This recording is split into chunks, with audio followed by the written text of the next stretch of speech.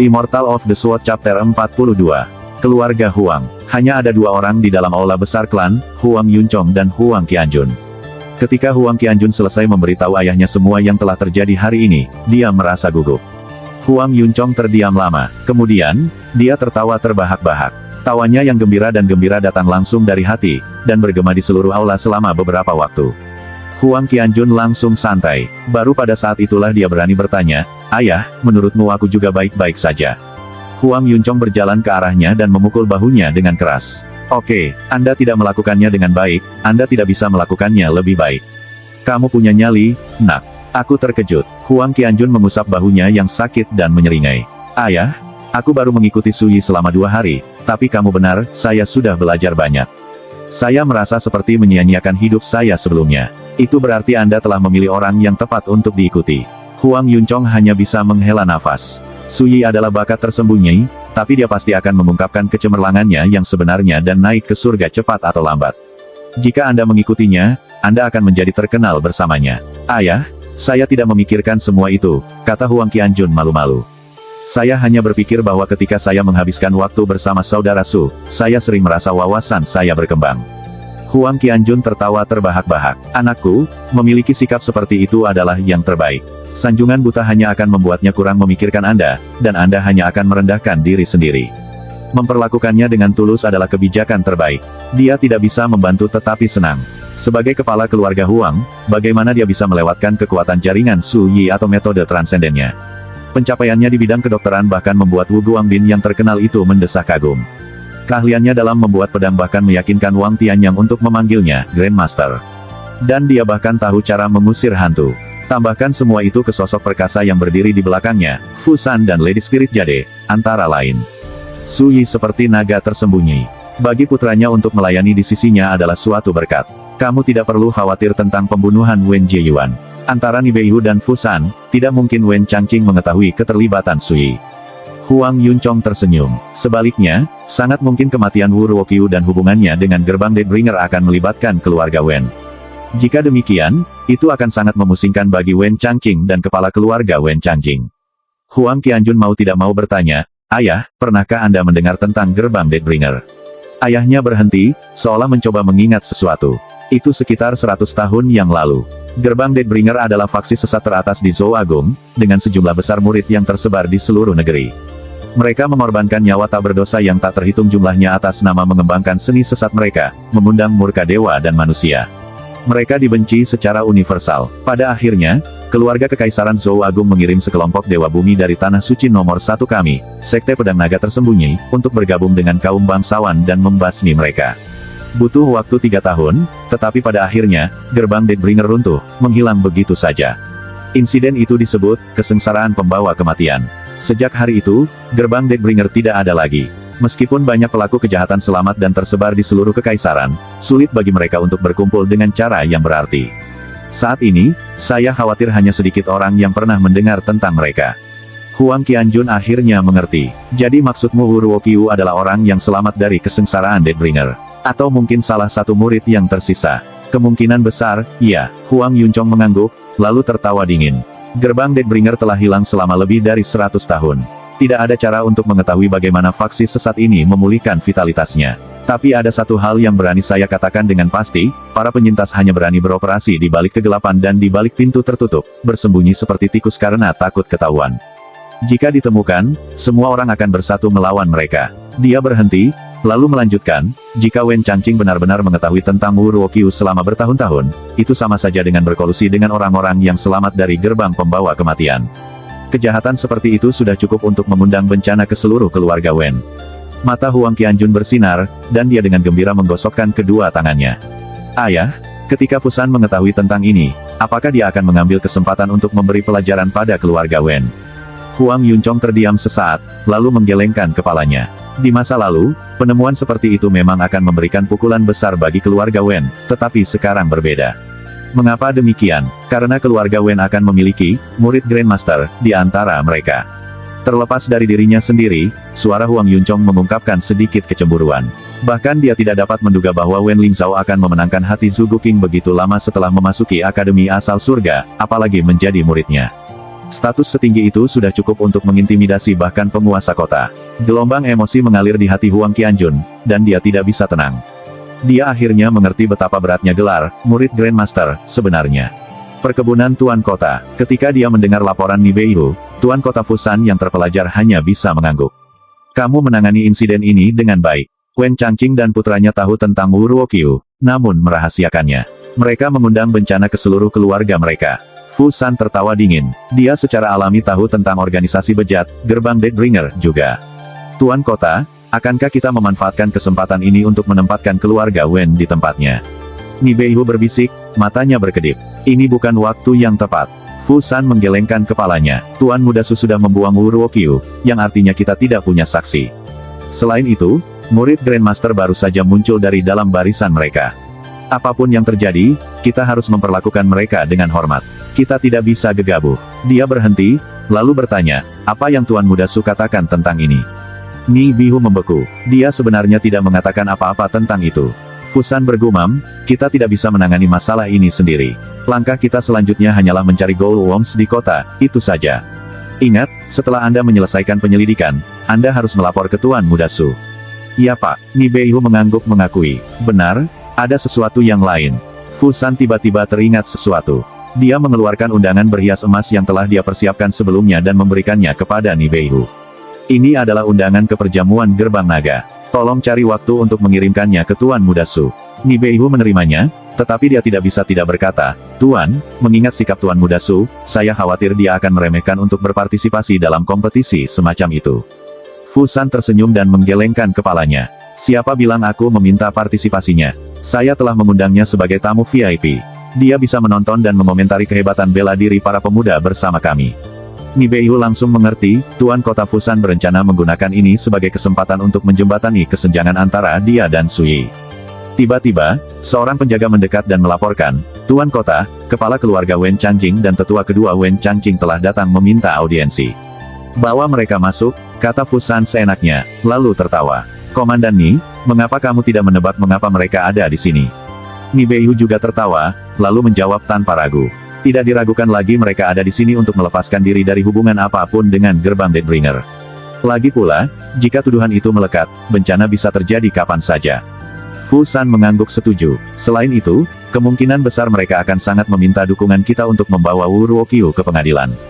Lagi pula, mereka tidak bisa membiarkan kematian putra Wen Changqing tidak dihukum. Seperti yang diharapkan, ketika Wen Changqing dan Wen Changqing tiba dan mengumumkan niat mereka, persis seperti yang diharapkan Fusan. Fusan sudah lama mengambil keputusan.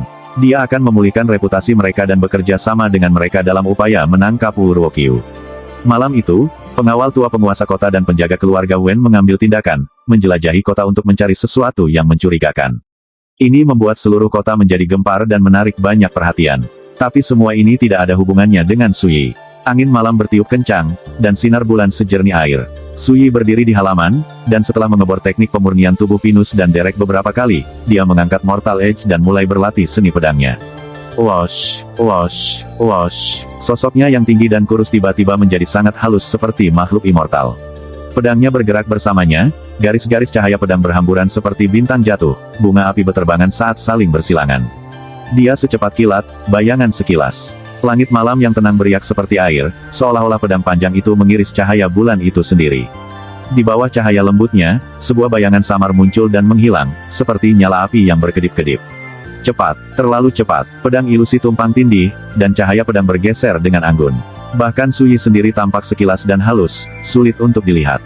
Ini adalah Sutra Pedang Sukacita.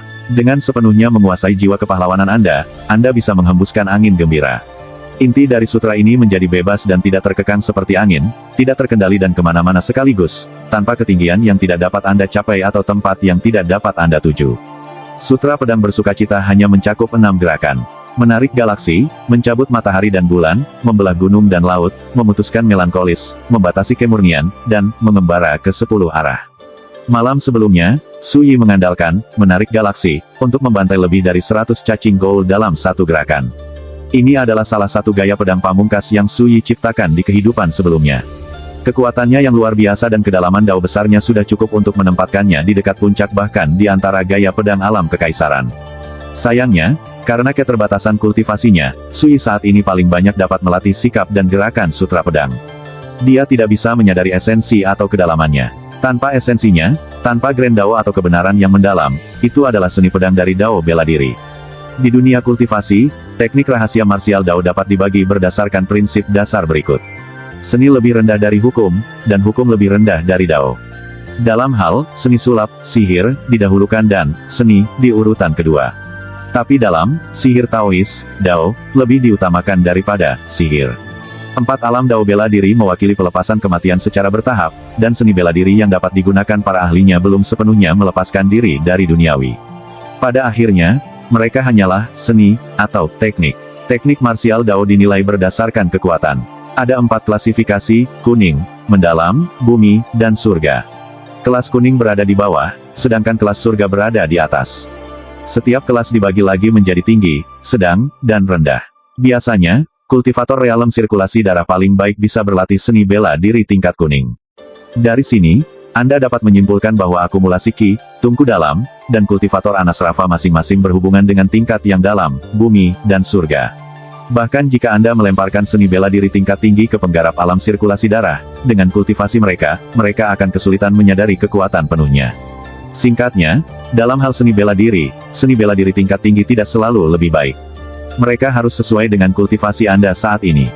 Tentu saja, selalu ada segelintir jenius mengerikan yang melanggar aturan ini dan melewati batas kultivasi mereka untuk menguasai teknik tingkat tinggi.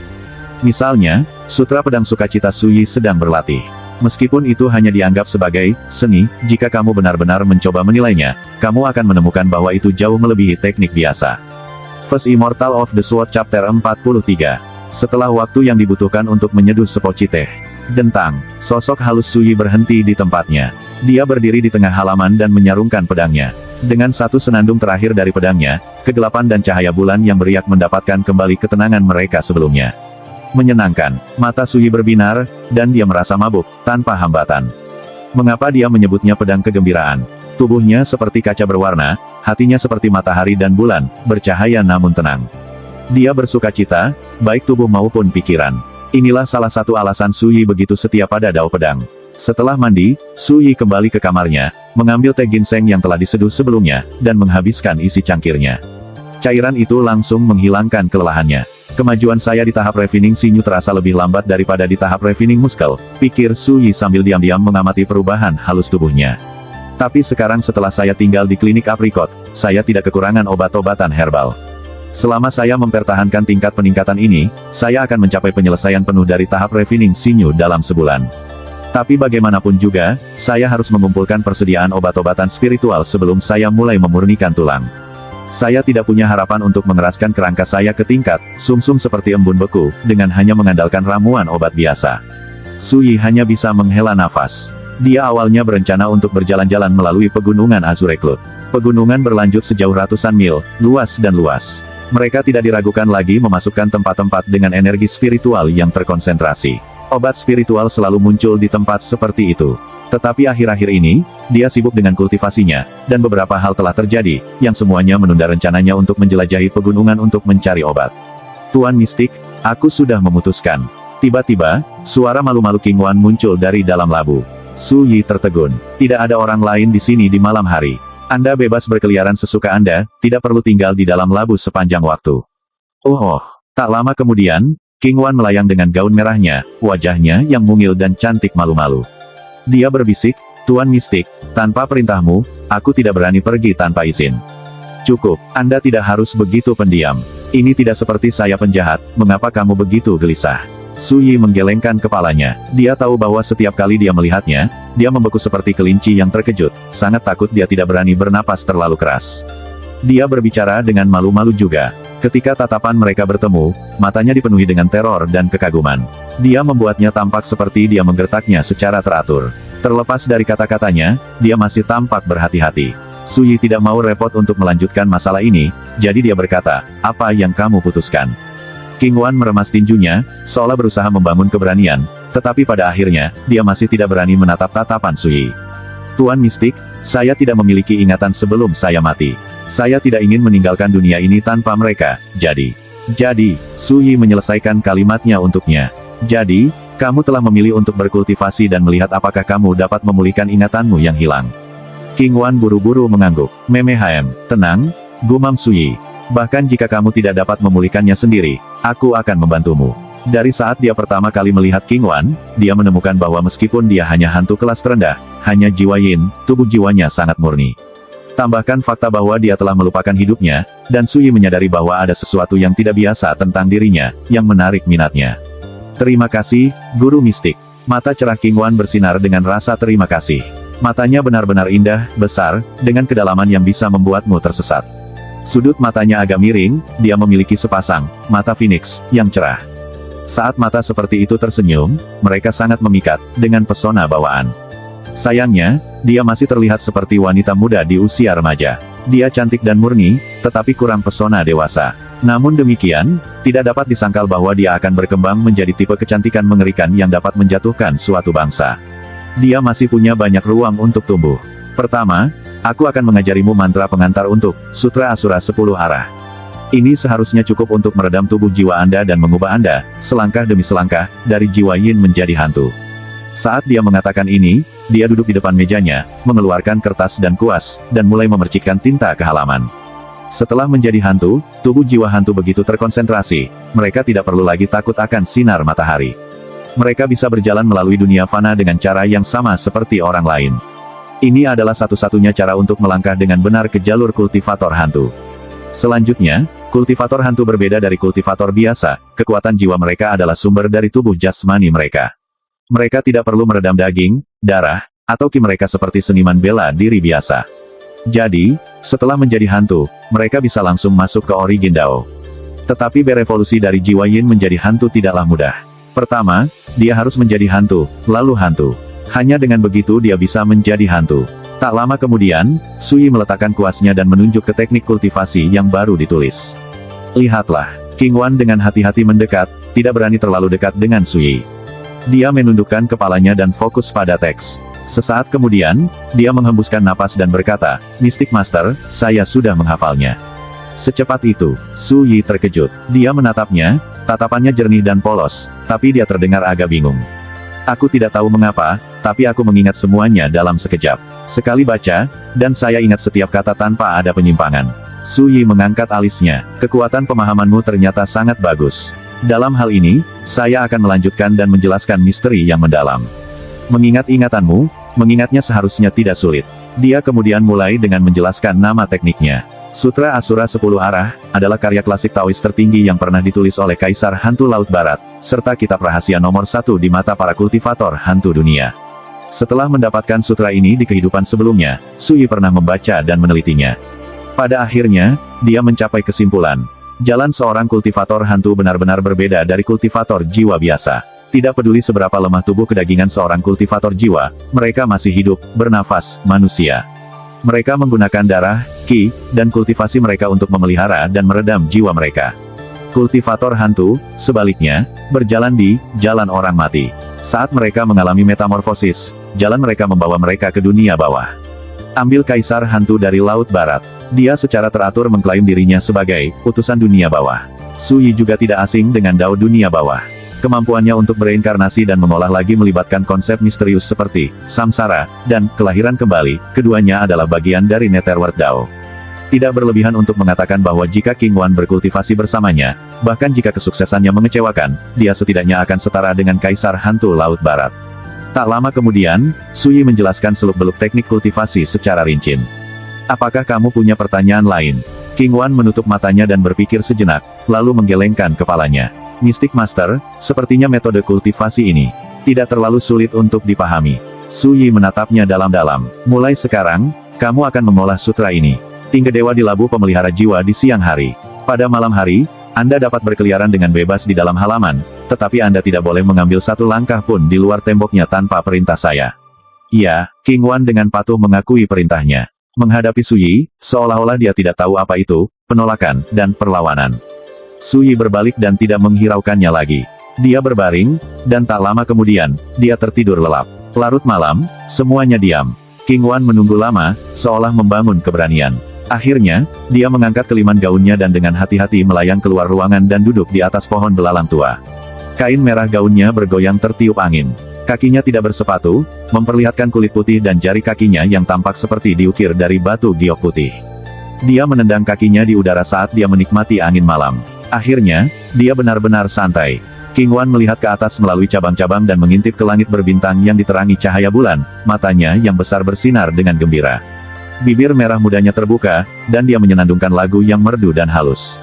Seorang raja zaman dahulu melakukan tur ke Laut Barat dan bertemu dengan Elder of Draconic Awe yang terpencil.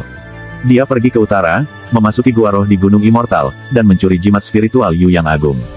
Tetapi teks pamungkas langit dan bumi tidak dapat diungkapkan dengan enteng. Kecuali keberuntungan sejalan, Anda tidak bisa memaksanya. Mereka yang mencoba akan kehilangan tanah airnya. Saat dia menyenandungkan bagian terakhir, dia membeku. Kesedihan dan kesedihan yang tak terlukiskan mengalir melalui dirinya. Saya tidak pernah belajar lagu ini. Jadi mengapa saya bisa menyenandungkannya? Mungkinkah itu terkait dengan ingatanku yang hilang? Wanita muda bergaun merah itu memandang diam-diam ke langit malam, tatapan bingung di matanya. Meskipun dia tidak menyadarinya, Sui berdiri di dekat jendelanya, tangannya di belakang, memperhatikan sosok mungil berbaju merah di atas pohon belalang. Cahaya aneh melintas di matanya. Lautan Barat, Penatua Draconic Awe, Gua Roh, dan jimat Yu yang agung yang dicuri. Lagu yang sangat menarik. First Immortal of the Sword Chapter 44. Pagi keesokan harinya, di luar kota Guangling, di hutan Murbei yang melapisi Great Azure. Langit belum cerah, tapi Huang Qianjun sudah berdiri di sana, menunggu. Hanya ketika fajar baru saja menyingsing, dia melihat sosok yang dikenalnya di kejauhan. Seorang pemuda jangkung dan kurus sedang berjalan ke arahnya. Pakaiannya berwarna batu giok, dan dia tampak tenang dan terlepas dari dunia duniawi.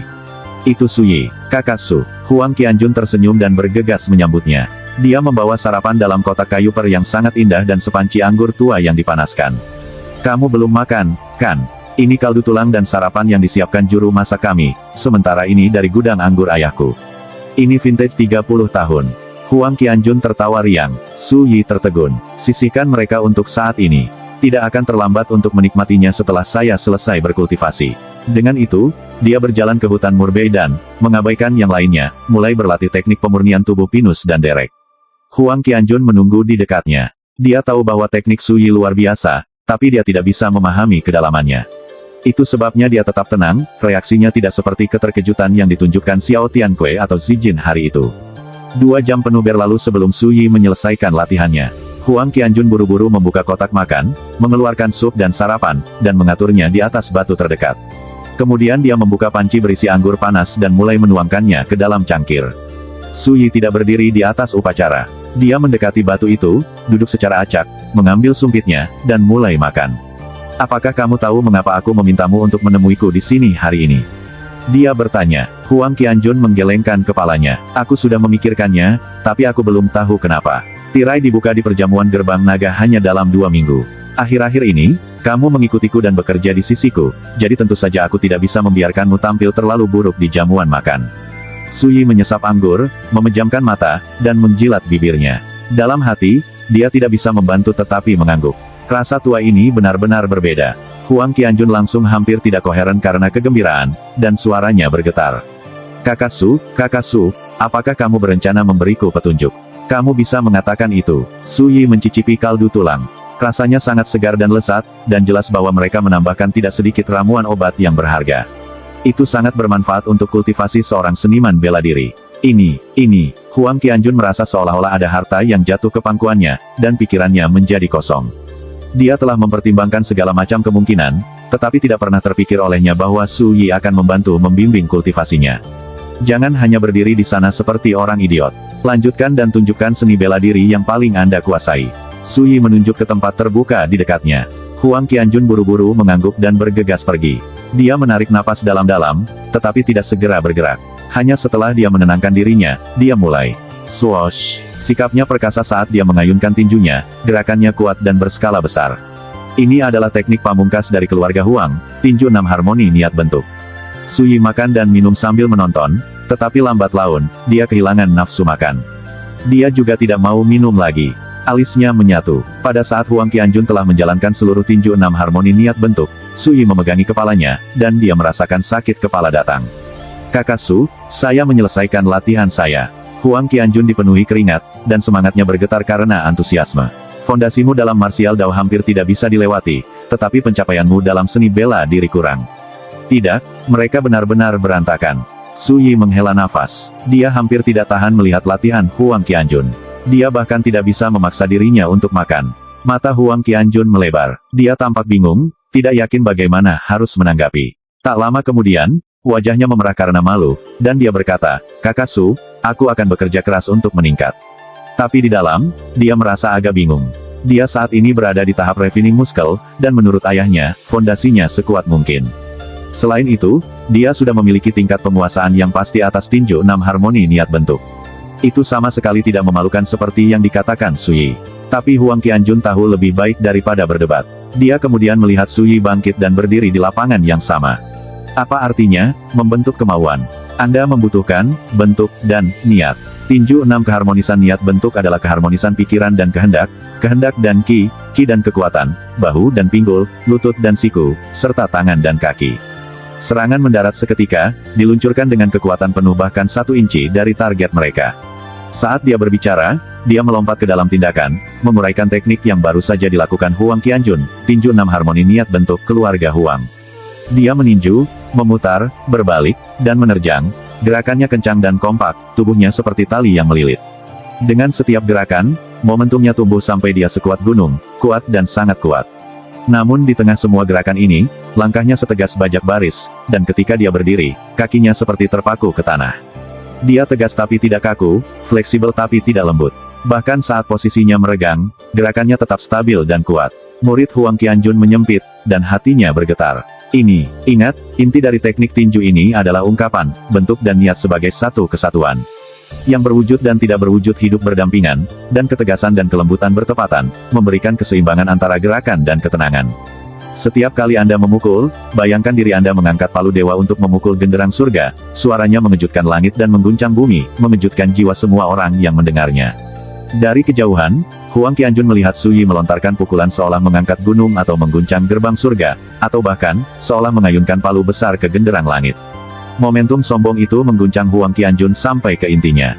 Dia menahan napas, kulitnya menegang, dan rambutnya berdiri tegak. Dia hanya menonton dari kejauhan, tetapi momentumnya sendiri sudah menawan. Apakah itu benar-benar tinju 6 harmoni niat bentuk keluarga Huang kita? Huang Qianjun terguncang, sedemikian rupa sehingga dia hampir menggigit lidahnya. Dia tampak bingung. Bahkan ketika ayahnya mempraktikkan teknik tinju mereka, itu sama sekali tidak mengguncang surga atau tirani. Beberapa saat kemudian, Su Yi berhenti, lalu berdiri di tempat.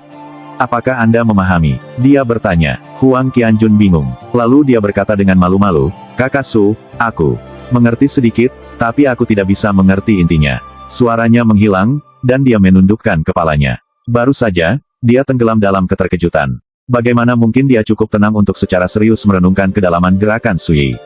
Anak ini bahkan lebih rendah dari hantu tingkat bawah seperti King Wan. Su Yi dalam hati menggelengkan kepalanya. Dia merenung sejenak, lalu mematahkan dahan murbei dan mulai menulis di tanah. Tak lama kemudian, dia membuangnya dan berkata, "Ini adalah teknik pernapasan yang saya temukan saat itu juga. Tidak ada yang istimewa, tetapi sangat cocok dengan tinju 6 harmoni niat bentuk Anda. Ingat itu, dan ke depan, gunakan dalam kultivasi harian Anda." Huang Qianjun buru-buru mendekat dan mulai membaca dengan serius. "Juga, temui aku di sini setiap pagi.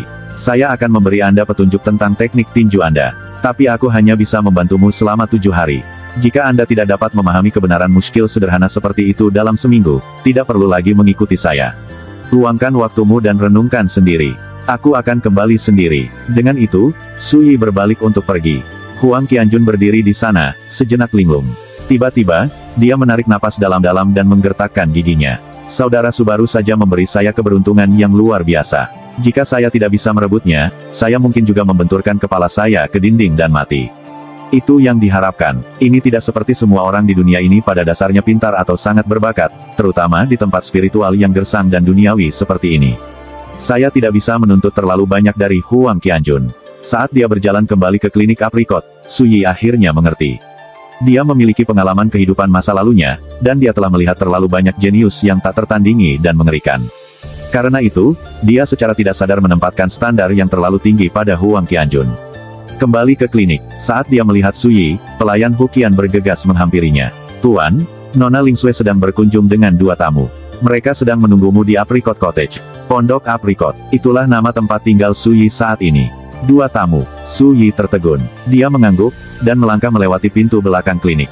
Ketika dia mendorong gerbang halaman, dia melihat 3 sosok berdiri di bawah pohon belalang, mengobrol di antara mereka sendiri. Salah satunya adalah Wen Lingsui.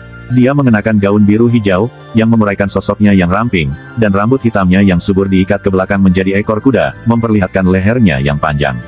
Kulit seputih saljunya bersinar redup di bawah sinar matahari. Dia adalah gambaran kecantikan yang berseri-seri dan mekar. Dia terakhir melihatnya di pesta ulang tahun matriark, jadi mereka tidak bertemu satu sama lain selama seminggu. Kakak ipar, kamu kembali. Saat dia melihat Su Yi, Wen Lingsui tersenyum. Bulu matanya yang keriting dan matanya yang berembun menyala, dan tangannya yang seputih salju melambai padanya. Bahkan suaranya manis dan gembira. Sedikit senyum menarik bibir Su Yi. Menghadapi wanita muda yang begitu bersemangat dan bersinar, bagaimana mungkin dia tidak bahagia? Tapi ketika dia melihat pria dan wanita itu menemaninya, dia mengernyitkan alisnya, dan senyum tipis di bibirnya menghilang. Magang senior, saudara Su. Wanita itu berbalik dan menatap Su Yi, ekspresinya rumit. Dia berpakaian mewah dan cantik, dan dia berdiri dengan ketenangan bunga anggrek. Matanya yang cantik bergeser, dan dia secara tidak sengaja mengungkapkan seutas kesusahan dan kemurungan, membuatnya tampak lembut dan tidak berdaya.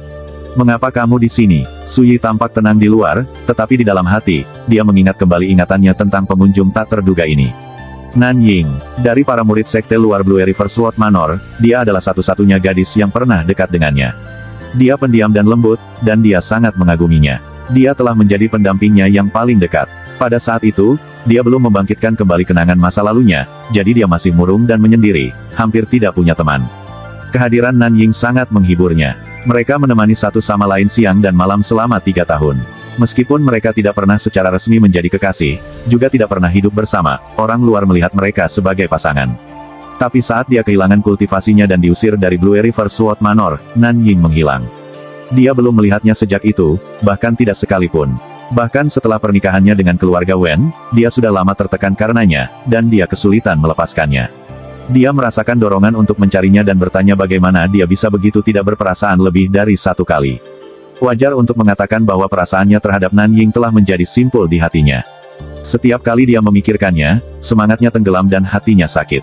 Namun tentu saja, semua itu berubah setelah dia membangkitkan kembali ingatan akan kehidupan masa lalunya.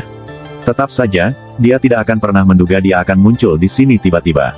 Kenapa dia datang? Saya, Senior Apprentice Brother Ni Hao dan saya di sini bersama Marsial Paman Zhou Huaiqiu, menjalani pelatihan praktis di luar sekte. Kami tiba di kota Guangling kemarin, dan aku mendengar sedikit tentangmu, Senior Apprentice Brother Su, jadi aku ingin mengunjungimu. Nan Ying menggigit bibir merah mudanya, ekspresinya membawa sedikit kesedihan dan belas kasihan. Murid muda, Saudara Su. Seorang pemuda jangkung dan tampan berjubah emas berdiri di samping Nan Ying. Dia memiringkan kepalanya ke arah Su Yi. Ekspresinya tertutup, tetapi jika Anda melihat lebih dekat, tatapannya dingin dan menghina. Jelas, dia menyapa Su Yi dengan sopan, bukan karena rasa hormat yang sebenarnya. First Immortal of the Sword Chapter 45. Ni Hao. Dia juga tidak asing dengan Su Yi. Selama waktunya sebagai kepala pedang sekte luar Blue River Sword Manor, Ni Hao sudah menjadi sosok yang berpengaruh di pengadilan timur sekte dalam. Mereka berkenalan, tetapi mereka tidak banyak berinteraksi. Adapun sedikit penghinaan dingin yang telah Ni Hao lepaskan sebelumnya, Su Yi tidak keberatan sama sekali. Nah, sekarang kamu sudah melihatku. Jika tidak ada lagi, kamu dan Ni Hao bisa pergi, kata Su Yi datar, dia jelas mengusir mereka. Nan Ying terkejut. Sepertinya dia tidak berani percaya kata-kata tidak sopan seperti itu keluar dari mulut Su Yi. Setelah hening sejenak, dia meminta maaf kepada Ni Hao. Senior Apprentice Brother Ni, dapatkah Senior Apprentice Brother Su dan saya melakukan obrolan pribadi singkat? Oke, tapi jangan lama-lama. Marsial Paman Zhou sedang menunggu kita di perkebunan keluarga Li. Ni Hao mengangguk, mengabaikan Su Yi sepenuhnya. Dia berbalik dan meninggalkan halaman. Su Yi mengerutkan alisnya, tetapi pada akhirnya, dia memutuskan untuk mendengar apa yang dikatakan Nan Ying. Lingsui, masuk ke dalam dan tunggu aku, katanya lembut. Wen Lingsui merasakan bahwa suasananya agak kacau. Dia mendengus, lalu berbalik dan memasuki kamar Su Yi. Segera, hanya Su Yi dan Nan Ying yang tersisa di bawah pohon belalang. Untuk sesaat, Nan Ying menatapnya dari dekat. Kemudian, bibirnya naik menjadi lengkungan yang samar dan lucu, dan dia menjulurkan rahangnya. Jika aku tidak datang, aku tidak akan pernah mengetahui bahwa kamu telah tenggelam begitu dalam. Dia sekarang tampak seperti orang yang sama sekali berbeda. Dia tidak lagi rendah hati, lembut, atau anggun. Raut wajahnya yang cantik berkerut dengan kebanggaan dan penghinaan yang tak terselubung. Seberapa agung sekte luar mantan kepala pedang Blue River Sword Manor? Siapa yang berani percaya bahwa Anda akan berakhir sebagai menantu laki-laki yang dipermalukan, sasaran lelucon kota Guangling? Nan Ying terkikik. Sehat, bagaimana rasanya? Mengerikan, bukan? Jadi, kamu datang ke sini untuk menjadi saksi atas rasa maluku. Alis Suyi terangkat. Dia tidak bisa membantu tetapi mengejek dirinya sendiri. 3 tahun. Bagaimana mungkin aku membayangkan wanita yang berubah-ubah dan tidak bisa dipercaya seperti dia begitu lama? Betul sekali. Aku datang ke sini untuk menertawakanmu. Nan Ying bahkan tidak berusaha menyangkalnya. Dia mencemooh, kamu pernah menjadi kepala pedang sekte luar. Saya melakukan semua yang saya bisa untuk menyanjung Anda dan memenangkan Anda. Setiap kali saya melihat Anda, saya harus berpura-pura menyembah dan menghormati Anda. Kupikir selama aku bertahan dengan itu, kamu akan dengan lancar memasuki sekte dalam, dan begitu kamu melakukannya, kamu bisa membantuku dan memasukkanku juga. Siapa sangka sebelum menjadi murid sekte dalam, Anda akan kehilangan kultivasi dan menjadi sampah. Dadanya naik turun, wajahnya yang cantik berkerut karena kebencian. Aku mencurahkan kerja keras selama 3 tahun untukmu, semuanya sia-sia. Alis berkerut Suyi berangsur-angsur mengendur, dan dia berkata dengan datar, jadi, kamu mengatakan bahwa ketika kamu berada di sisiku, kamu tidak pernah memiliki perasaan yang nyata padaku. Jelas sekali, Nan Ying bahkan tidak ragu. Dia berharap untuk melihat tatapan terluka di matanya dan melihatnya kehilangan kesabaran. Tapi dia segera menemukan bahwa Suyi masih sangat tenang. Sikapnya yang acuh tak acuh membuatnya sangat tidak nyaman. Akhirnya, dia memulihkan ketenangannya yang biasa dan tersenyum berseri-seri, tapi tidak apa-apa. Setelah Anda direduksi menjadi sampah, saya menemukan orang lain. Senior apprentice Brother Nihao dan saya bersama sekarang. Dia adalah murid pengadilan timur sekte dalam, sosok yang sangat memesona di Blue River Sword Manor, pria terbaik saat ini. Bahkan sebelum kecelakaan Anda bahkan tidak layak membawa sepatunya. Dan dengan bantuannya, saya memasuki sekte dalam setengah tahun yang lalu. Posisiku saat ini jauh melebihi menantu yang lumpuh sepertimu. Semakin dia berbicara, dia tampak semakin puas diri, jelas bahwa dia sengaja mencoba memprovokasi dan mempermalukan Suyi. Tapi yang mengejutkannya, ekspresi Suyi tidak terlalu bergejolak. Apakah kamu tidak punya sesuatu untuk dikatakan?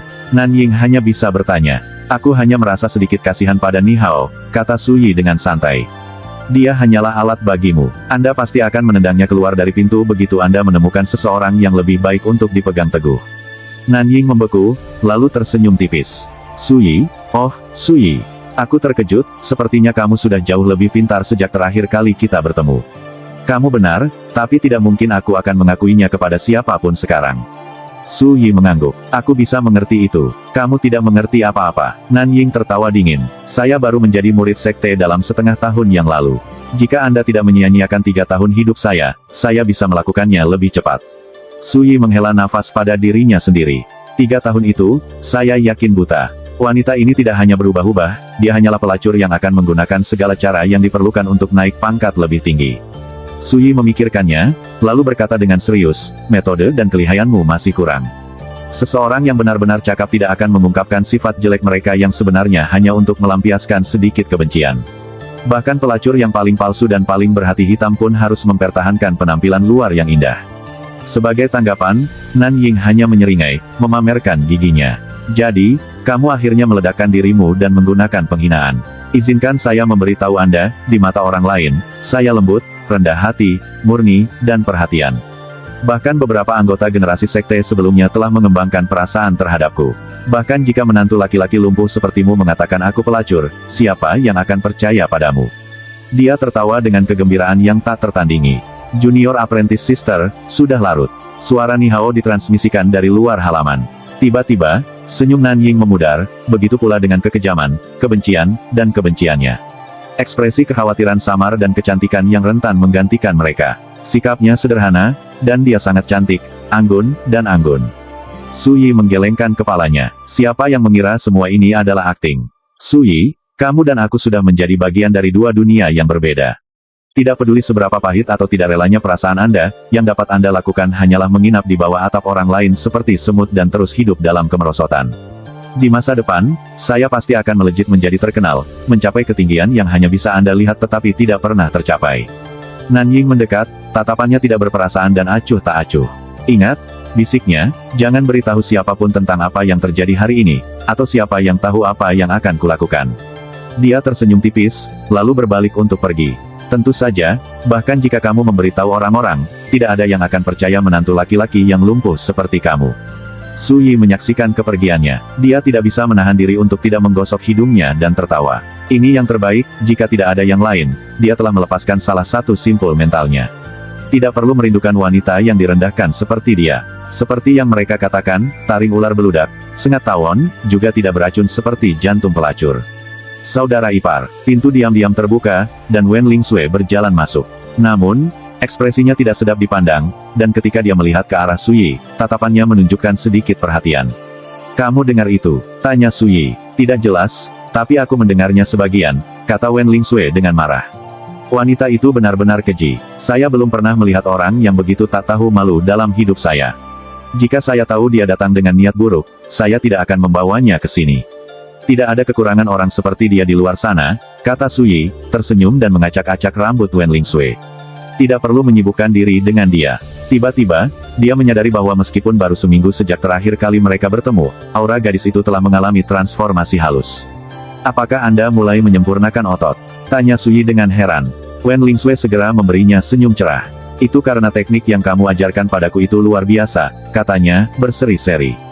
"Baru 7 hari, tapi aku seperti terlahir kembali." Su Yi juga tersenyum, lalu menginstruksikan, "Saat berkultivasi, tidak ada pantangan yang lebih besar daripada tergesa-gesa.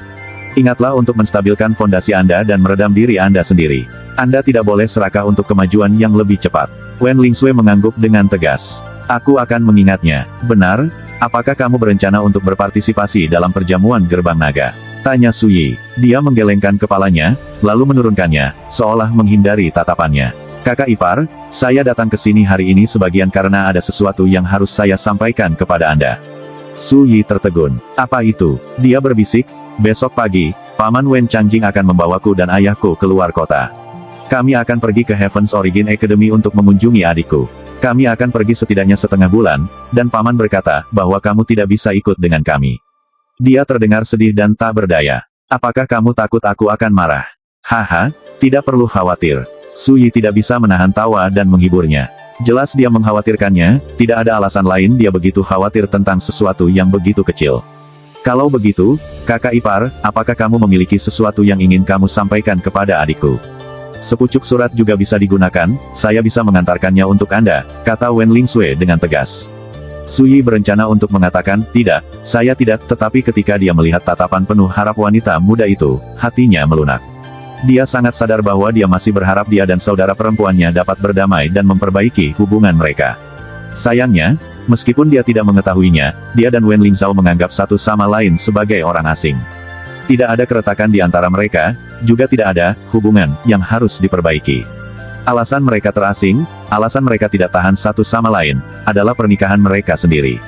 Keluarga Sudari Jade Capital telah secara paksa melakukan intervensi dari bayang-bayang, dan ibu pemimpin keluarga Wen bekerja sama, membuat Wen Lingzhao tidak punya pilihan selain menikah. Tidak adil seperti itu. Tapi dia juga tidak ingin menikah dengan keluarga Wen. "Bagaimana dengan ini? Anda bisa mengantarkan surat untuk saya." Su Yi memikirkannya, lalu masuk ke kamarnya dan buru-buru menulis sebaris teks. Ketika dia kembali, dia membawa sebuah amplop tertutup, yang dia berikan kepada Wen Lingsue. "Kamu seharusnya merasa lebih percaya diri sekarang, kan?" katanya sambil tersenyum. Wen Lingsue menerima amplop itu dan menyimpannya dengan hati-hati. Saat dia akan pergi, Su Yi memberinya satu instruksi terakhir. "Ingat, kamu tidak boleh mengajari kakakmu seni rahasia yang kuberikan padamu. Jangan khawatir, kakak ipar. Rahasia itu tetap ada di antara kita, tidak mungkin aku memberitahu orang lain." Wen Lingsue melambai, lalu melompat dengan gembira. Wen Changjing akan mengunjungi Wen Lingzhao di Heaven's Origin Academy, dia mungkin tidak berencana untuk berpartisipasi dalam perjamuan gerbang naga sama sekali. Tampaknya Wen Lingzhao dan statusnya sebagai murid Grandmaster lebih penting. Su Yi berdiri di halaman, lengannya di belakang. Tapi itu yang diharapkan. Murid Grandmaster sudah cukup untuk mengintimidasi setiap kekuatan besar di kota Guangling. Selama keluarga Wen memegang kartu truf ini, mereka tidak perlu takut akan perubahan apapun dalam situasi kota Guangling. Dia menggelengkan kepalanya. Dia secara kasar bisa membedakan apa yang dipikirkan wanita yang secara nominal adalah istrinya. Dia pasti membenci dan menentang pernikahan ini sejak awal, yang mendorongnya untuk tumbuh lebih kuat dan lebih kuat, semua demi mengambil kesempatan untuk membatalkan pernikahan mereka. Apakah kebenciannya meluas padanya atau tidak? Sui tidak tahu, dan dia tidak peduli. Dia sebenarnya sangat ingin dia membubarkan pernikahan mereka, itu akan menyelamatkannya dari kesulitan melakukannya sendiri. Tiba-tiba, suara steward Hukuan terdengar dari luar gerbang halaman. "Tuan, ada tamu di sini untuk menemui Anda." First Immortal of the Sword Chapter 46. Pengunjung baru ini adalah anak dari Ni Beihu, Ni Teng. Sui pernah bertemu dengan pemuda pemberani ini sebelumnya, di rumah pertemuan Immortal. Meskipun dia masih memiliki beberapa keburukan masa muda, dia berdarah panas dan memahami rasa terima kasih. Bagian dari dirinya itu, setidaknya, telah memenangkan persetujuan Sui. "Kakak Su, ayahku menyuruhku mengantarkan undangan ini untukmu." Saat Ni Teng memasuki halaman, dia menyapanya dengan sungguh-sungguh, lalu menyodorkan kartu berhias emas dengan kedua tangannya. "Tuan Kota Fusan menyiapkan ini hanya untukmu. Dia berharap Anda dapat bergabung dengan kami di perjamuan gerbang naga berikutnya sebagai tamu VIP." Terlepas dari dirinya sendiri, Sui terkejut. Dia merenungkannya, lalu menerima kartu itu. "Aku akan menerima ini untuk saat ini. Adapun apakah saya memilih untuk hadir, itu akan tergantung pada apakah saya punya waktu luang atau tidak." Ni Teng menghela napas, lalu berkata, "Kakak Su, ada satu hal lagi. Tadi malam, Tanah Tuan Kota bergabung dengan keluarga Wen untuk mencari petunjuk tentang Gold Worms. Kami sudah menemukan 2 peternakan cacing. Keduanya telah dihancurkan." Dia berhenti, lalu melanjutkan, "Kita seharusnya bisa mencari semua lokasi yang mencurigakan di dalam kota dalam waktu 3 hari. Ayah mengatakan kepada saya untuk memberitahu Anda bahwa Anda tidak perlu terlalu memikirkan hal ini, dan jika ada perkembangan, dia akan meminta saya memberi tahu Anda." Sui memeriksa pemuda yang sopan dan terkendali di hadapannya dengan sedikit keterkejutan. Tiba-tiba, dia tertawa. "Ayahmu benar-benar memikirkan hal ini. Baiklah, itu saja, cepat kembali dan laporkan ke ayahmu." Tapi Ni Teng ragu-ragu, seolah berjuang untuk mengatakan sesuatu. Akhirnya, dia menguatkan dirinya dan berkata dengan suara rendah, "Kakak Su, ayahku juga menyuruhku untuk mengikutimu dan belajar darimu. Kami harap Anda tidak menyimpan dendam atas kekasaran saya saat pertama kali bertemu di rumah pertemuan Immortal." Saat dia mencapai akhir, dia terdengar malu-malu dan canggung. Tidak ada yang seperti perhatian orang tua terhadap anaknya, keluh Sui. Tetapi ketika dia mengingat ayahnya di masa hidupnya saat ini, Su Hongli, dia tidak merasakan apa-apa selain kebencian dan kemarahan yang tak terlupakan. "Obsesi ini berjalan terlalu dalam, itu sudah tertanam akar di hatiku. Aku harus menyelesaikan ini cepat atau lambat, atau penyesalanku yang berkepanjangan akan membuat hatiku tidak stabil." Sui menggelengkan kepalanya, mengesampingkan pikirannya yang tersebar, dan bertanya dengan santai, "Dan bagaimana perasaanmu tentang pengaturan ayahmu?" Ni Beihu benar-benar telah banyak membantunya. Meskipun Ni Beihu telah mengambil semuanya sendiri, Sui tidak bisa menolak niat baiknya. Selain itu, tanpa bantuan Ni Beihu tadi malam, dia tidak mungkin memuluskan kematian Wen Jieyuan dengan begitu mudah. Dengan demikian, Sui sebenarnya bersedia untuk setidaknya mempertimbangkan apakah Ni Teng layak untuk dirawat atau tidak. Ni Teng terdiam, tiba-tiba berkonflik dalam hati. Setelah beberapa saat, dia mengertakkan gigi dan berkata, "Saya tidak ingin mengikuti pengaturan ayah saya. Saya masih muda, dan saya tidak ingin meminjam kekuatan orang lain untuk berkultivasi. Bahkan jika rintangan di jalanku membuatku patah dan memar, aku ingin pergi sendiri." Kata-katanya sangat kuat dan tegas. Akhirnya, dia menarik napas dalam-dalam, dan matanya bersinar dengan kerinduan dan tekad. "Bahkan jika kerja kerasku tidak berarti apa-apa, selama aku mengikuti kata hatiku, aku tidak akan menyesal." Mata Sui berkilat dengan sedikit kekaguman. Anak muda harus memiliki ambisi yang begitu tinggi. Generasi yang lebih tua mungkin tidak menyukai hal-hal seperti itu, tetapi mereka sudah lama kehilangan semangat muda, semangat berdarah panas, dan tekad sepenuh hati. Pahlawan dan kecantikannya masih muda. Dari sekian banyak tokoh sejarah yang gagah berani, siapa yang tidak pernah menjadi pemuda yang luar biasa? Sui menghela nafas, dan pikirannya ada di tempat lain. Ketika dia melihat kemudaan Ni Teng yang bersemangat, dia mengingat masa mudanya sendiri di kehidupan sebelumnya. Dia terbuka dan tegak, berpakaian biru, pedang di tangan saat dia melintasi seluruh penjuru dunia dengan menunggang kuda. Berhenti di jembatan miring, gedung-gedung penuh keindahan berlengan merah memberi isyarat padanya. Dia telah mabuk dengan kesenangan dunia. Ni Teng tertegun, dan sedikit bingung. Sui jelas seumuran denganku, memberi atau menerima. Mengapa dia terdengar seperti seorang penatua yang mengenang masa mudanya yang telah berlalu? "Kembalilah dan beritahu ayahmu bahwa aku mengagumi keputusanmu, dan bahwa dalam 10 tahun, selama aku tetap berada di dalam perbatasan Zhou Agung, kamu bebas datang kepadaku dengan masalah apapun yang tidak dapat kamu selesaikan sendiri. Saya akan membantu Anda hingga 3 kali. Dengan itu, Su Yi meletakkan tangannya di belakang, berbalik, dan berjalan kembali ke kamarnya. Dia bergumam pada dirinya sendiri, tidak ada senioritas atau peringkat antara burung pipit dan angsa. Saya mungkin memakai kapas dan minum seperti orang biasa, tetapi penguasa seperti Peng besar yang terbang di tengah awan. Dia membenci tidak lebih dari surga yang terlalu rendah untuk dia terbangi. Sekarang, aku juga masih muda. Seperti puisi lama, saya harus memiliki semangat yang dibutuhkan untuk menggunakan surga sebagai pantai saya saat mencapai batas samudera, dan menjadi puncak baru saat mencapai puncak gunung. Mi Teng berdiri di sana, bingung, saat Su Yi menghilang ke kamarnya. Ketika dia akhirnya sadar, dia melambai, lalu berbalik dan berlari dengan penuh semangat. Dia akhirnya bisa menjawab ayahnya. Kota Guangling, keluarga Li. Di aula yang mereka gunakan untuk menyambut tamu. Saudara Zhou, dengan hadirnya Anda di perjamuan gerbang naga tahun ini, kami pasti akan menarik perhatian yang tak terhitung jumlahnya. Lagi pula, statusmu cukup tinggi bahkan Tuan Kota Fusan harus memperlakukanmu dengan hormat, kata kepala keluarga Li Tianhan dengan senyum hormat. Zhou Huaiqiu duduk di sisi lain ruangan. Dia melambai dan berkata dengan datar, saya kebetulan lewat dan berpikir saya akan mengambil kesempatan ini untuk melihat kehebatan pemuda Guangling dan Cloudfall Cities untuk diri saya sendiri. Saya akan menyerahkan pengelolaan jamuan ke City Lord Fu. Rambut dan kumisnya mulai beruban, dan jubahnya hanya kain sederhana. Dia tampak agak tua, tetapi ketika matanya terbuka dan tertutup, matanya berkilat dengan ketajaman yang mengintimidasi. Hahaha, kakak Zhou, kamu terlalu rendah hati. Anda adalah sesepuh sekte dalam Blue River Sword Manor, dan Anda telah mencapai kesempurnaan dalam 13 posisi pedang Blue Peak. Namamu cukup untuk mengguncang seluruh prefektur Clue Driver. Li Tianhan tertawa terbahak-bahak. Selain itu, kamu masih dalam masa primamu.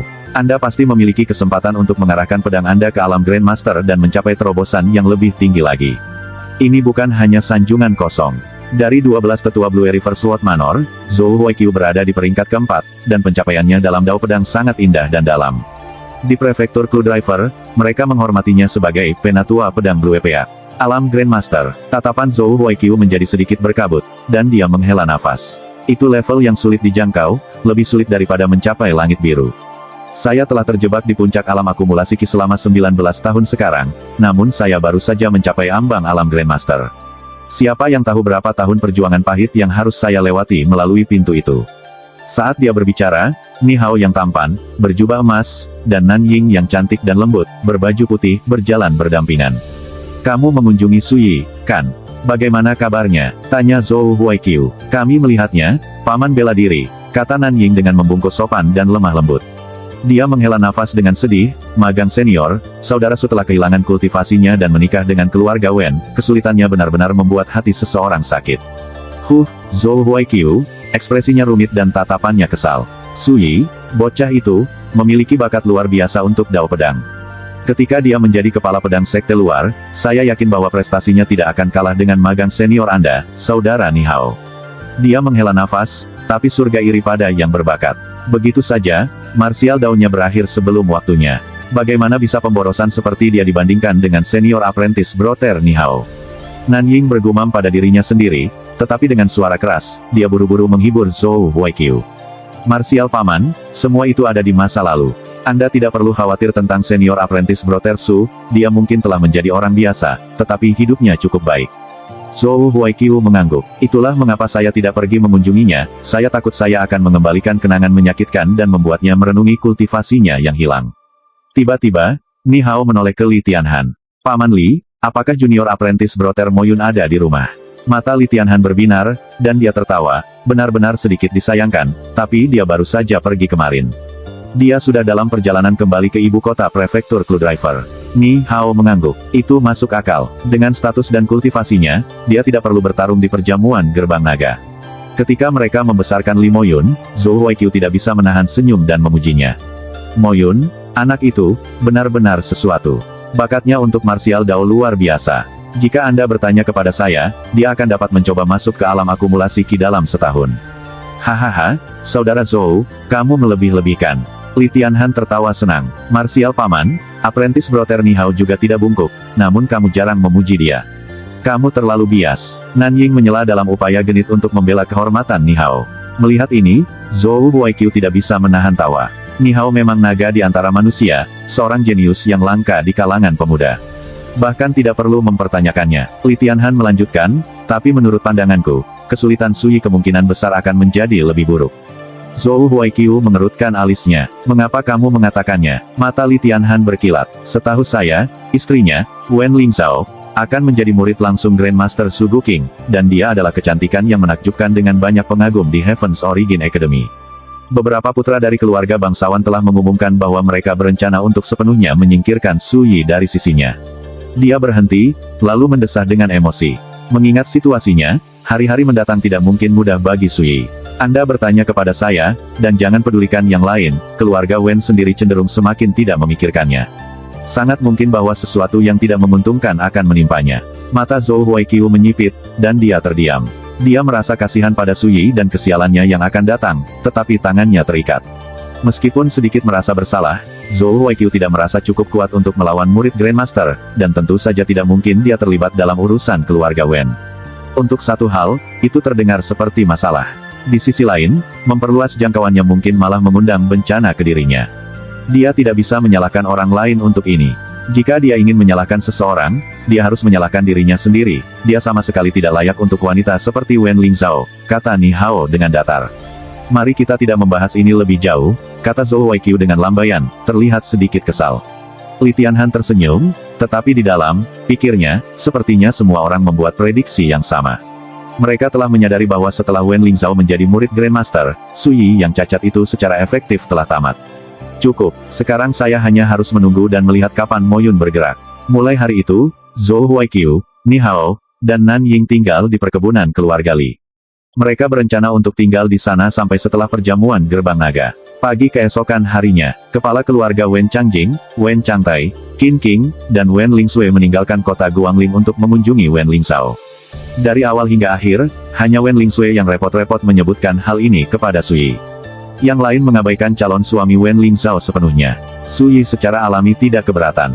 Dia berjalan di sepanjang sungai, tubuhnya yang tinggi bermandikan sinar matahari yang lembut. Saat dia mendekati hutan Murbei, dia melihat bahwa kali ini, ada dua orang yang menunggunya. First Immortal of the Sword Chapter 47. Mereka adalah Huang Yunchong dan Huang Qianjun, ayah dan anak. Setelah linglung singkat, Su Yi mengerti. Memang, Huang Yunchong bergegas, ekspresinya berterima kasih. Tuan Muda Su, kemarin saya mengetahui bahwa Anda mengajari putra saya seni rahasia yang mendalam dan misterius.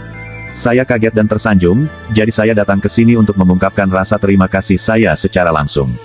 Saat dia berbicara, dia membungkuk dengan sungguh-sungguh di pinggang. Su Yi dengan tenang menerima rasa hormat ini.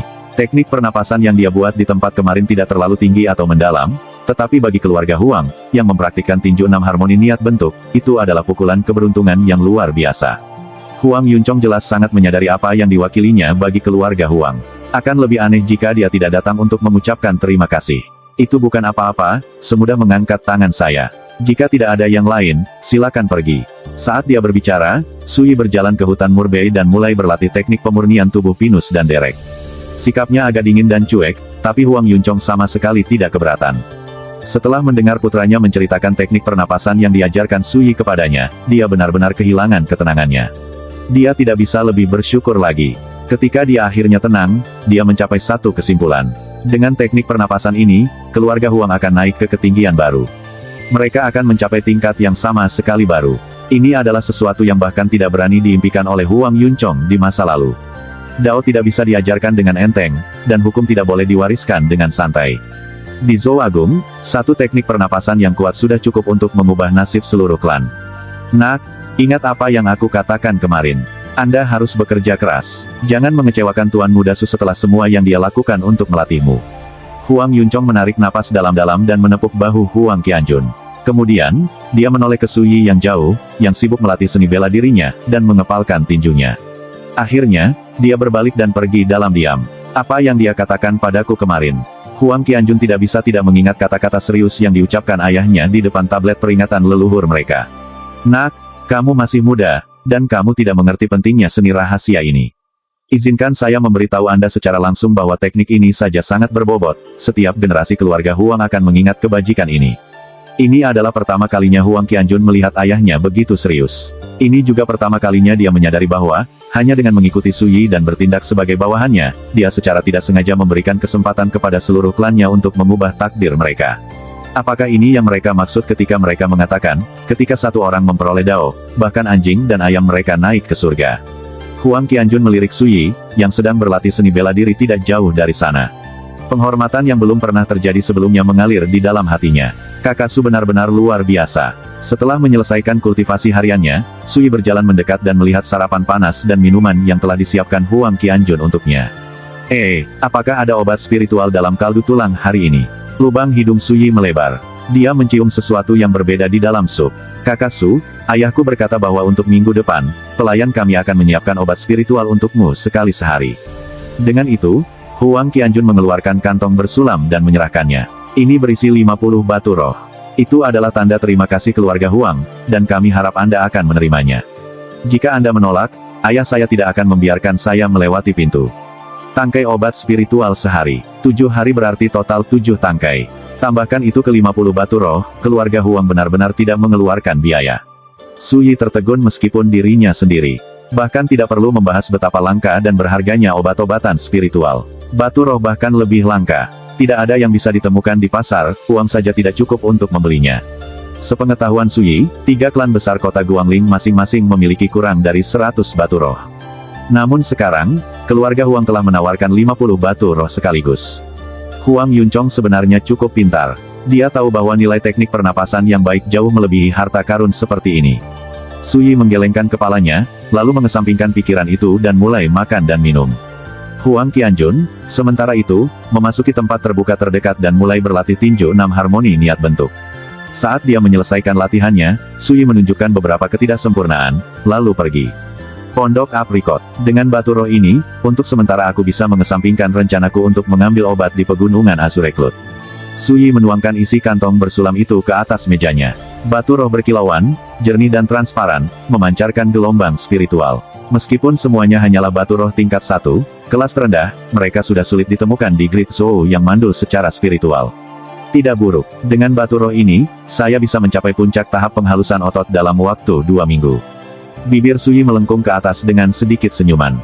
1 hari berlalu, lalu hari lainnya. Kehidupan Su Yi tenang tapi memuaskan. Tidak ada yang terjadi untuk membangkitkan gelombang apapun. Ketika dia tidak berkultivasi, dia kadang-kadang melihat pasien, mengaudit buku besar, dan mengumpulkan keuntungan. Dan di malam hari, ketika semuanya diam, dia akan memanggil hantu King Wan yang cantik tapi bodoh dan mengajarinya dalam kultivasinya. Ketika suasana hati melanda, dia akan mengobrol dengannya. Sayangnya, dia masih belum bisa mengatasi rasa takutnya. Ketika dia menghadapinya, dia masih setakut mungkin. Ini membuat Su Yi bingung. Jika dia bahkan takut untuk berbicara dengannya, siapa yang tahu betapa takutnya dia jika dia menyentuhnya. Jika hal-hal terus seperti ini, bagaimana mereka bisa melakukan kultivasi ganda? Kultivasi ganda bukanlah lelucon, dan harus melakukan segala macam hal. Tidak ada menghindari kontak langsung, baik jiwa maupun raga. Jika ada yang salah, itu akan menjadi bencana. Tapi tentu saja, kultivasi ganda masih jauh. Cara Su Yi melihatnya, dia punya banyak waktu untuk mengajari King Wan agar tidak terlalu takut padanya. Di malam hari, ketika tidak ada orang lain di sekitar, King Wan terkadang duduk di pohon belalang dan menyenandungkan lagu-lagu kuno. Suaranya indah dan halus. Itu benar, King Wan benar-benar hantu wanita multitalenta. Selama periode ini, Niteng berkunjung 2 kali untuk melaporkan berbagai hal. Misalnya, para penjaga telah menjelajahi seluruh kota Guangling. Mereka telah menemukan total 7 peternakan Goulwong, tetapi ketujuhnya telah dibuang, mencegah masalah di masa depan. Su Yi hanya bisa bertanya-tanya, jika Wu Ruoqiu benar-benar memelihara cacing atas perintah sektenya, mengapa mereka tidak mengirim orang untuk menyelidikinya setelah semua peternakan cacing mereka dihancurkan. Pada akhirnya, Su Yi menyimpulkan 2 kemungkinan. 1. Gerbang Deathbringer sudah mengerti bahwa sesuatu telah terjadi pada Wu Ruoqiu dan mereka sedang menyelidiki secara rahasia. 2. Gerbang Deathbringer masih belum tahu apa yang terjadi, jadi mereka belum bereaksi. Terlepas dari kemungkinan mana yang ternyata benar, Su Yi tahu bahwa para kultivator sesat dari Gerbang Deathbringer tidak akan membiarkan ini begitu saja. Tapi tentu saja, bahaya laten ini bukan apa-apa bagi Su Yi sendiri. Mereka adalah sekte kelas 3, sekelompok pecundang yang menggunakan darah menstruasi perawan untuk menyempurnakan senjata mereka. Apa yang mungkin dicapai oleh kelompok seperti itu? Seiring berjalannya waktu, perjamuan gerbang naga semakin dekat. Perahu berkerumun di sepanjang Great Azure, garis samar mereka terlihat bahkan dari jauh. Pengrajin dari kedua sisi sungai memanfaatkan setiap saat untuk menyelesaikan pengaturan tempat perjamuan. Selanjutnya, perjamuan gerbang naga telah menjadi bahan pembicaraan di kota di kedua sisi sungai. Bahkan warga sipil biasa sangat bersemangat. Ini karena perjamuan diadakan pada malam hari, dan lentera yang tak terhitung jumlahnya akan menerangi Great Azure, seperti galaksi api yang turun ke bumi. Cahaya yang bersinar itu seperti lukisan di tengah kegelapan malam yang pekat, itu adalah tontonan kelas atas. Saat itu pagi hari di hutan Murbei di luar kota Guangling. Kakak Su, aku sudah mulai menyempurnakan otot. Huang Qianjun sangat bersemangat, seperti seorang siswa yang menunggu gurunya memujinya. Tapi Suyi hanya mengangguk dan berkata dengan datar, dengan bimbinganku dan obat-obatan yang disediakan keluarga Huang untukmu, jika kamu tidak bisa mencapai langkah ini, tidak ada gunanya berkultivasi lebih jauh. Huang Qianjun langsung kempes, dan kegembiraannya memudar. Suyi berpikir sejenak, lalu menambahkan, tapi dengan pencapaianmu saat ini dalam seni bela diri, kamu baru saja melewati ambang pintu. Ketika perjamuan gerbang naga datang, Anda mungkin masih bukan lawan Wen Zhuoyuan, tetapi bahkan jika Anda kalah, Anda tidak akan mempermalukan diri sendiri. Mempelajari seni bela diri adalah proses jangka panjang, mulai dari yang dangkal dan menjadi lebih dalam dengan latihan. Pencapaian dalam seni bela diri apapun dapat dibagi menjadi 4 tahap, mengintip melalui pintu, melangkahi ambang pintu, kecakapan, dan penguasaan. Mengintip melalui pintu, mengacu pada berhasil melakukan semua jurus dan serangan teknik. Untuk seniman bela diri biasa, mencapai tahap ini tidak terlalu sulit. Melangkahi ambang batas, mengacu pada memahami esensi dari teknik Anda. Pada level ini, ada nuansa dan kekuatan pada setiap sikap dan gerakan. Kemahiran mengambil langkah lebih jauh. Itu berarti pemahaman penuh tentang seni bela diri, bahwa Anda dapat memanggilnya sesuka hati, tanpa usaha sadar. Setiap kali Anda menyerang, Anda bisa menyadari tingkat kekuatan tertinggi seni bela diri. Adapun penguasaan, itu berarti berlatih seni bela diri ke tingkat memahami teknik lain dengan analogi, melihat satu jurus dan menyimpulkan 3 jurus lainnya. Itu berarti menggabungkan pemahaman dan pengalaman Anda sendiri ke dalam seni bela diri Anda, memungkinkan Anda meledak dengan kekuatan yang belum pernah terjadi sebelumnya. Ketika Anda berlatih seni bela diri ke tingkat penguasaan, Anda akan memperoleh kekuatan yang unik untuk diri sendiri. Seperti pedang, pisau, atau kekuatan tinju. Tapi seni bela diri tingkat kuning biasa mengandung sedikit kedalaman. Sudahlah mencapai penguasaan, hanya mencapai kemahiran sangat sulit. Ambil tinju 6 harmoni niat bentuk asli keluarga Huang. Potensinya terhenti hanya pada kecakapan. Tetapi dengan bimbingan dan bantuan Suyi, dikombinasikan dengan teknik pernapasan yang dia buat, teknik tinju mereka telah mengalami metamorfosis kualitatif. Selama Huang Qianjun terus berlatih, dia akhirnya akan mencapai penguasaan. Kakak Su, gorden di perjamuan gerbang naga dibuka hanya dalam 3 hari. Apakah Anda berencana untuk datang? Huang Qianjun hanya bisa bertanya. Itu tergantung pada perasaanku saat itu, kata Suyi dengan santai. Dia telah kehilangan jejak berapa banyak diskusi Dao yang mengguncang surga yang telah dia ikuti. Siapapun yang memenuhi syarat untuk bergabung adalah sosok yang mulia dan perkasa yang terkenal di seluruh dunia. Dia benar-benar tidak tertarik untuk berpartisipasi dalam acara kecil seperti perjamuan gerbang naga.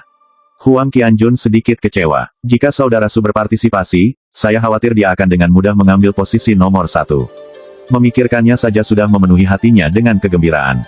Huang Qianjun tiba-tiba sepertinya mengingat sesuatu. Kakak Su, kudengar salah satu tetua sekte Blue River Sword Manor, Zhou Huaiqiu, akan hadir. Jika siapapun yang melakukan pertunjukan spektakuler akan menerima tiket masuk langsung ke Blue River Sword Manor. Tatapannya dipenuhi kerinduan. Jadi, saya harap saya bisa tampil bagus. Bahkan jika saya tidak dapat mengambil tempat nomor 1, jika senior Zhou Huaiqiu menyukai saya dapat naik ke surga dalam 1 lompatan. Zhou Huaiqiu, ketika dia mendengar nama yang akrab ini, Suyi sempat tercengang. Kenangan masa lalunya membanjiri pikirannya. Beberapa waktu kemudian, dia melirik Huang Qianjun, menggelengkan kepalanya, dan tertawa. Sejauh itukah ambisimu? Sungguh mengecewakan. Terima kasih, sampai jumpa di episode berikutnya.